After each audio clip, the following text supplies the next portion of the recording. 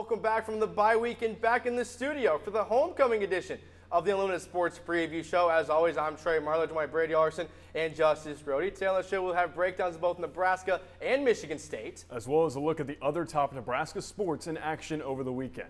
And the KRNU crew of Bobby Hessling and Blake Mace will join us in the studio for their keys to this afternoon's matchup. This is the Unlimited Sports Preview Show on Nebraska Nightly.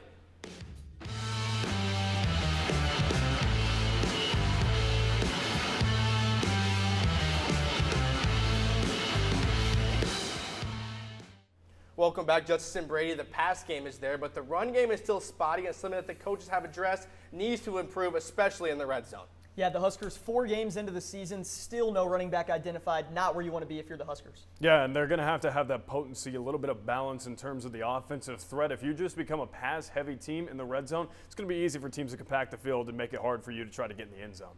Now, earlier in the week, both offensive coaches addressed a new twist to the RB2 position. What do you guys think we can expect from that afternoon, that room this afternoon? Yeah, I think when you look at the wrinkles that they could potentially go to, you might look at some of the spinner series that they've shown, especially against Michigan. That's the two-back set where they, have basically Dylan Raiola spin around and they fake the handoff, and then they might flip it out one way, or it might be an orbit screen the other way, where running backs just kind of getting into the flat and trying to catch the ball in space. Look for Isaiah Mosey, potentially Makai Nelson to get out in those two-back packages and try to create some confusion, some eye candy for a Michigan State linebacking room that's been so disciplined so far. Here's what the offense had to say during their Tuesday media availability. Are buying in. I mean, they bought in, from day one, and now that, our backs are against the wall a little bit, it's more of just like, kill or be killed. That's kind of our mindset going for the rest of the season. And every time we get out there, I think those guys get better. It's all of them. So, I think you'll see something that you haven't seen on Saturday. We wish that we could go out and play a game last week to bounce back, and not having that, there was that showed up in practice, like not having a game, the physicality and the competitiveness that we put on each other, and iron sharpens iron. We got better last week, which was huge. The Nebraska offense has been excelling at a rate that puts them towards the top nationally. Through 4 games, Nebraska ranks second in completion percentage in passing offense and 12th in the country in scoring offense. Turning to the defense now, guys. Not only has the offense been passing the ball well, but the defense has been covering the pass at a high level as well.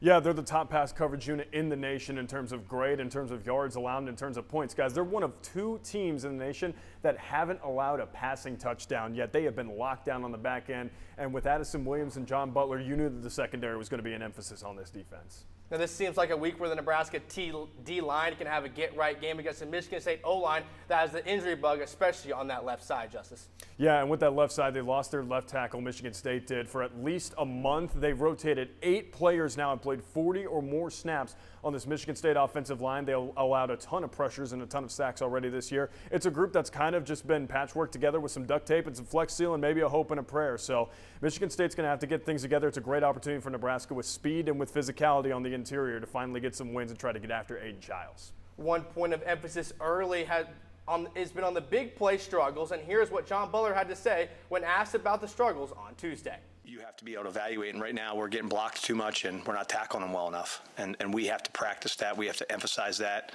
At times maybe, we got to put more guys in the box, which then, as you know, when it's 11 on 11 and the quarterback's running the ball, the more you put in the box, the more you make yourself susceptible to throws down the field. But we obviously have to address that because that's the elephant in the room. That's Captain Obvious can figure out that we're giving up too many explosive runs.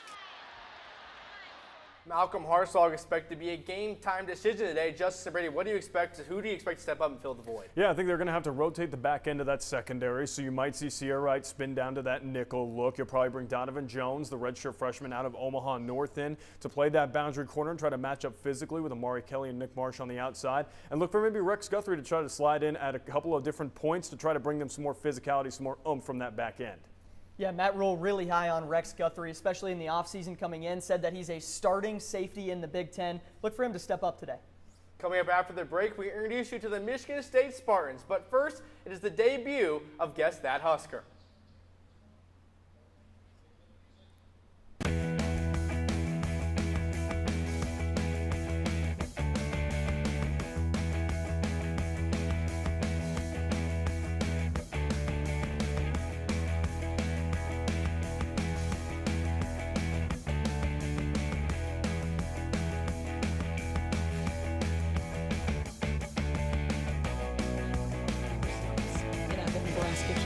Blood Bank, your blood could help save lives. Right now, only 7% of the population donates blood, but imagine if there were more. We're sitting at below a 7-day level of supply of all blood types across the board. So every blood type is important, and we need all donors of all types to come in and donate right now. At the Nebraska Community Blood Bank, they believe that all types make a strong blood supply.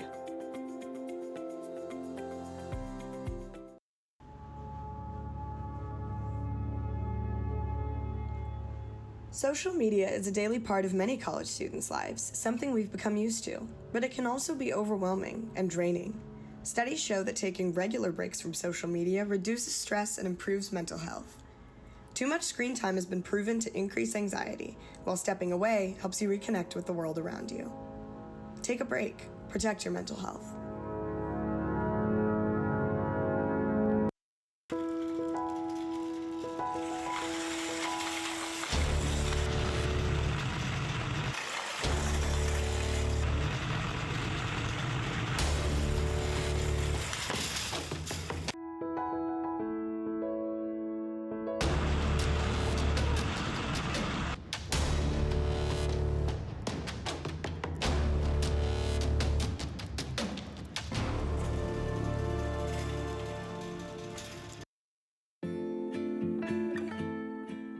Many of the brands you love don't love animals like you do.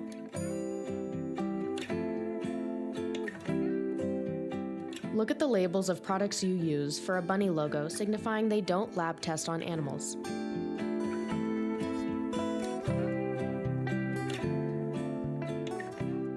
Check the label for those who aren't able.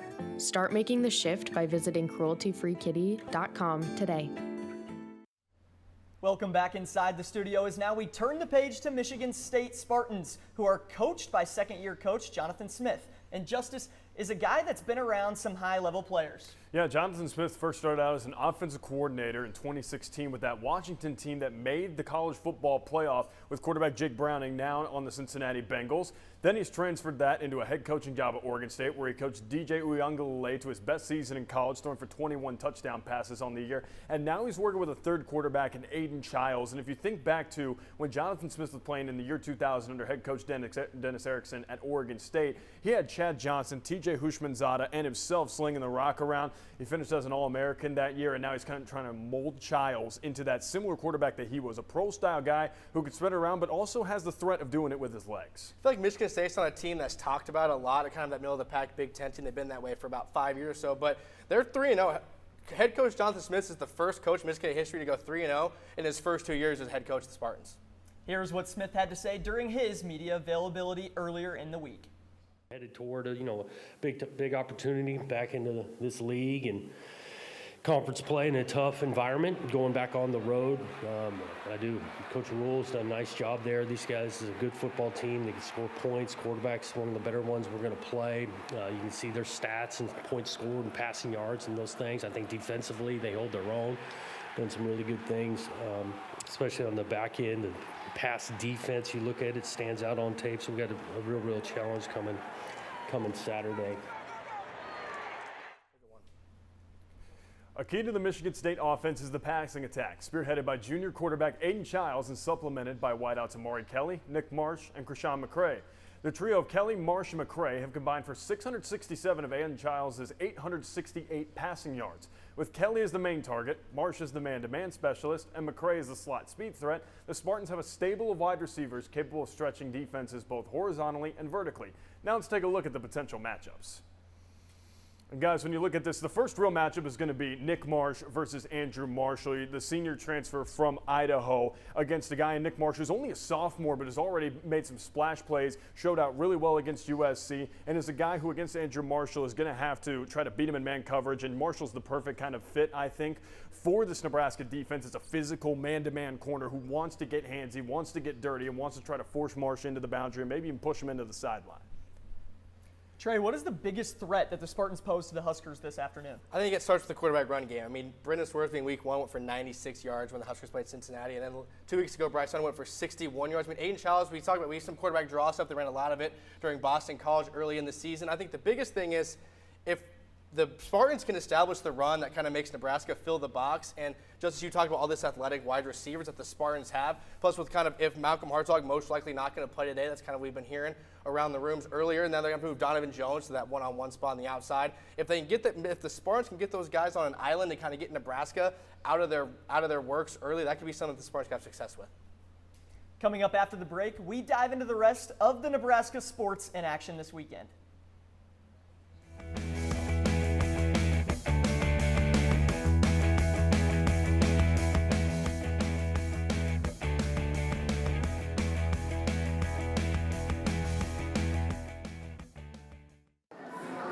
Okay, so how about this much?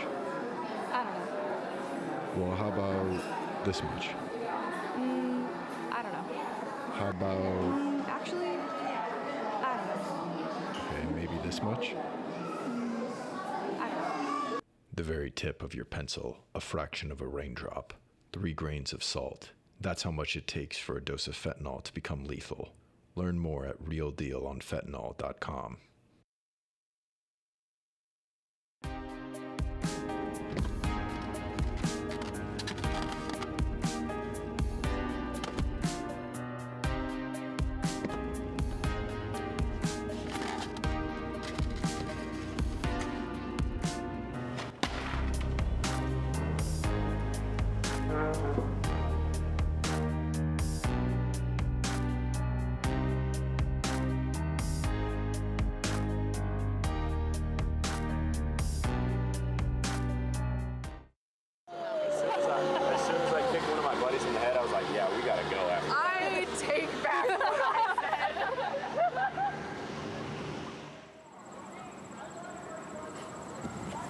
Done for the day? Yeah, just kind of maxed out on people. Is there anything you wanted to talk about? You know, thanks for asking. I have been feeling just kind of off lately. Do you want me to Concerned about a friend? Just ask and refer them to counseling and psychological services at UNL.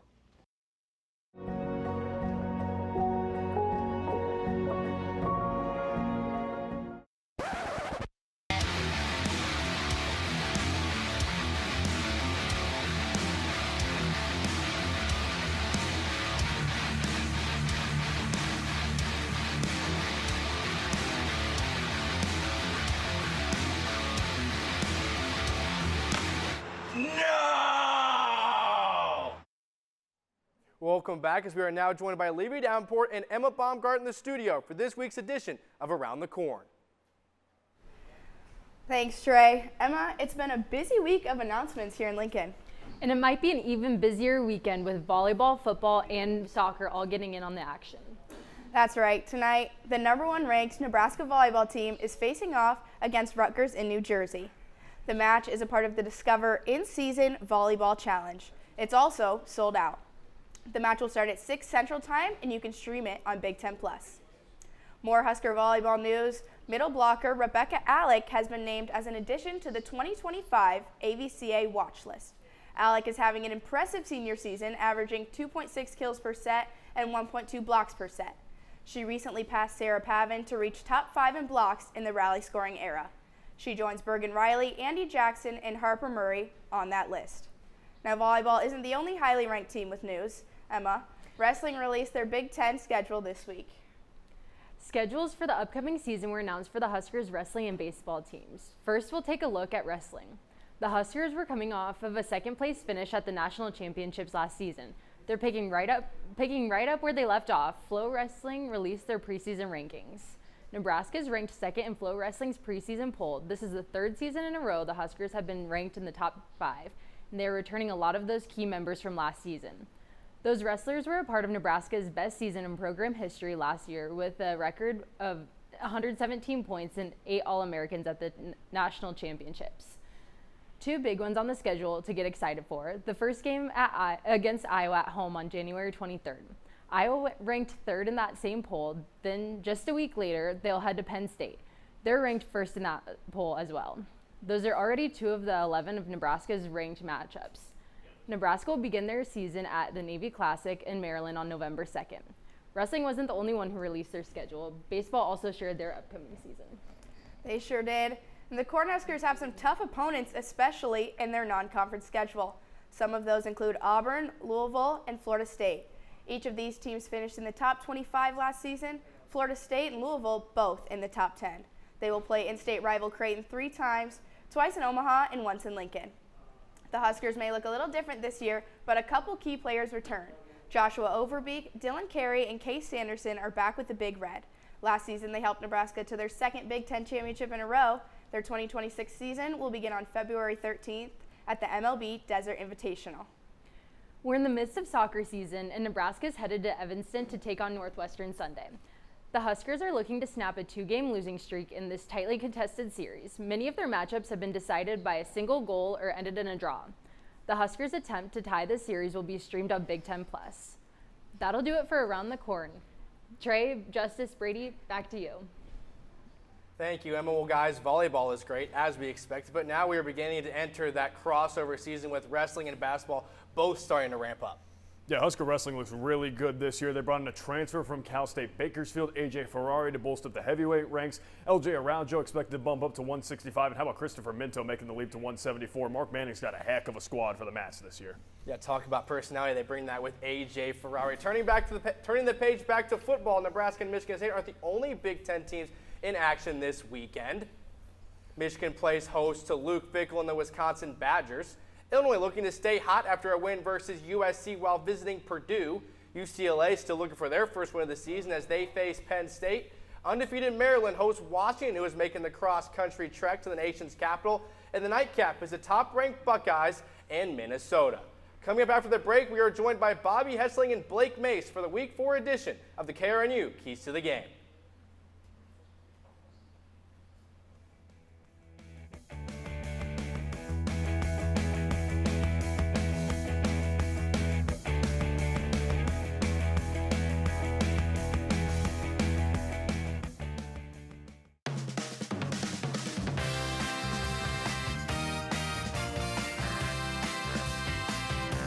Nebraska Nightly.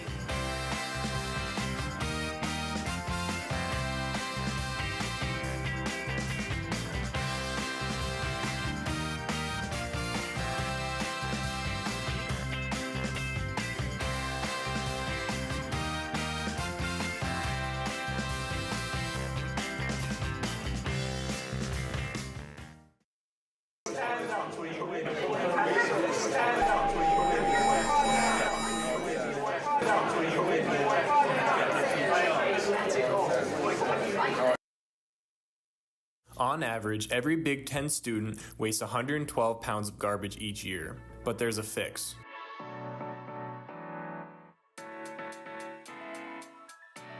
Make sure you use an Aussie when you dine in and be a part of the change. Nearly 1 in 3 Husker students struggle with food insecurity. Husker Pantry addresses food insecurity and a welcoming space by providing free food and personal items to UNL students in need. Due to high demand, the pantry often runs out of essential items. Help keep the pantry stocked by donating the most needed items.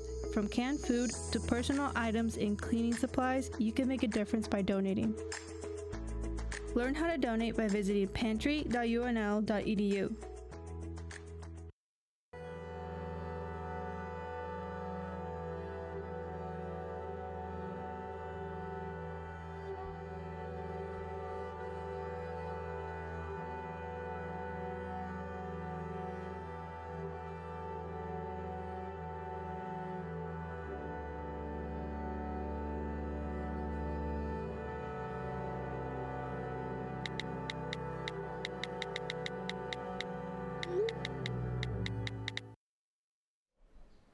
Welcome back to the Unlimited Sports Preview Show. It is now time for the KRNU Keys to the Game. I'm Bobby Hessling alongside Blake Mace.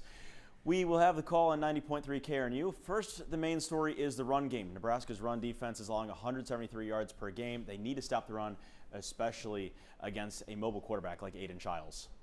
Yeah, Aiden Childs, obviously we've seen, when they're doing their RPO or whether it's their direct-to-snap design runs, that he's not afraid to run out there. Here he has 2 rushing touchdowns on the year. But the Huskers, they've faced this before. They've gone against Brennan Sorsby, and then again their last effort against a Big Ten team, Bryce Underwood, who had that long rushing touchdown. Passing defense versus Childs. Nebraska has the best pass defense in not only the conference, but also the country. What do the Huskers need to do to keep their pass game at the top of the country? Well, obviously they need to lock down their top 3 receivers. Michigan State has 3 receivers that are each over 100 yards apiece, and one that's over 300 yards. That's their main wide receiver, Omar Kelly. And stopping him down, they just need to make sure they're doing the same thing that they have been doing, not change it up. Matt Rule and Dana Holgerson preached executing in the red zone this week to the media. Nebraska is 17th in the conference in the red zone this season. They need to be better, especially against Michigan State. The Spartans have allowed 12 touchdowns in the red zone over the 19 trips that have gone to the end zone as well. Yes, Michigan State, they're not afraid to use all 3 of their main running backs that they got, because just like their wide receivers, the running backs also, all 3 of their main ones have over 100 yards. And so being able to decipher and determine which ones are going to be able to make the plays. I mean, you got to have your linebackers or your rovers or jacks step up and make the plays, like Deshaun McCullough or Marcus Buford. That, and also the Nebraska offense has to execute better in the red zone as well. Mm-hmm. They have not done well this season. Looking for a step in the right direction against Michigan State. Yep. Join us Saturday at 3 p.m. for kickoff between Michigan State and Nebraska on 90.3 KRNU. Trey, Brady, Justice, back to you guys at the desk. Thank you, Bobby and Blake. Last couple of minutes here at Justice and Brady. Your final thoughts. Yeah, Nebraska, we've seen them struggle this season against rushing quarterbacks, and Childs comes into this game with 39 carries on the season. That's more than Sorsby and Underwood, so Nebraska's going to have to shut down another running quarterback. Yeah, but also the strengths of Michigan State play into the strengths of Nebraska. The top-ranked secondary in the country goes against one of the most dangerous passing attacks you'll see in the Big Ten, and it's going to be exciting to see who wins on the boundary. I think that one, you got to slightly give the edge to the Big Red on the boundaries. Brady's score prediction for this afternoon. 38-20 Nebraska. I think they cover the 10.5. Justice? I actually go the opposite way. I think this one's closer than 10.5. I think Michigan State's got a little something in score. I'll keep it at 7. I'll say 28-21. Nebraska gets it done at home on a homecoming evening. Well, thank you for tuning into the Week 4 edition of the Unlimited Sports Preview Show. For Justice Rhodey, Brady Arson, our director Logan Eby, and his entire team working behind the scenes to make this all happen, I'm Trey Marler. Enjoy your homecoming college football Saturday.